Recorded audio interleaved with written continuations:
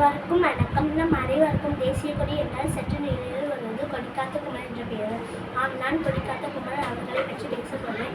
இவர் 1904ஆம் ஆண்டு அக்டோபர் மாதம் 4ஆம் தேதி ஈரோட்டில் உள்ள சென்னி மலையில் பிறந்துள்ளார். இவரது தந்தையின் பெயர் நாச்சிமுத்து. இவரது தாயார் பெயர் கருப்பாயி. சிறு வயதில் குடும்ப சூழ்நிலை காரணமாக பள்ளிப்பட்டை தொடர் ஏறவில்லை. அதனால் கைத்தறி நெசவு தொழில் செய்து வந்தார். இவர் தனது 19 வயதிலே 14 வயது ராமாய என்பதை திருமணம் செய்து கொண்டார். இளம் வயதிலே நாச்சிமுடைய குமரன் காந்திய கொள்கையை ஈடுபாடு கொண்டிருந்தார். திருப்பூரில் நடக்கும் அற போராட்டத்திலும் இவர் கலந்து கொண்டார். தியாகி பி.எஸ். சுந்தரம் அவர்கள் ஊர்வலத்தின் தலைமையில் தாங்கினார். திருப்பூர் குமரன் கையில் தேசிய கொடியை வைத்து ஊர்வலம் சென்றிருந்த போது எழுதி வந்தே மாதம் என்று கோஷமிட்டார். இது காவலாளர்கள் அனைவரும் சொன்னனர். தடையை மீறி ஊர்வலம் சென்றிருந்தது காவலாளர்களால் தடியடி நடந்தனர்.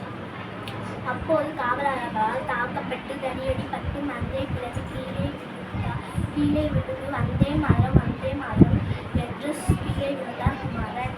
விடியங்கிய ரத்த ஆரணியில் ஓடிக்கொண்டிருந்தது. உயிருக்கு போராடிய நிலைமையிலும் அவரது கையின் தேசிய கொடியை விடவில்லை. அந்த தேசிய கொடியின் விரல்களை பிரிக்க முடியாமல் ஆங்கிலேய படை திணறியது.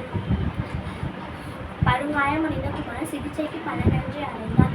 அடுத்த நாள், அதான் ஜனவரி 12ஆம் தேதி 1932ஆம் ஆண்டு உயிர் நீத்தனர். அன்று முதல் குமாரசாமி திருப்பூர் குமரன், இந்த குமரன் கொடிக்காத்த குமரன் என்று அழைக்கப்படுகிறார். வரலாற்றில் குமரனின் பெயரும்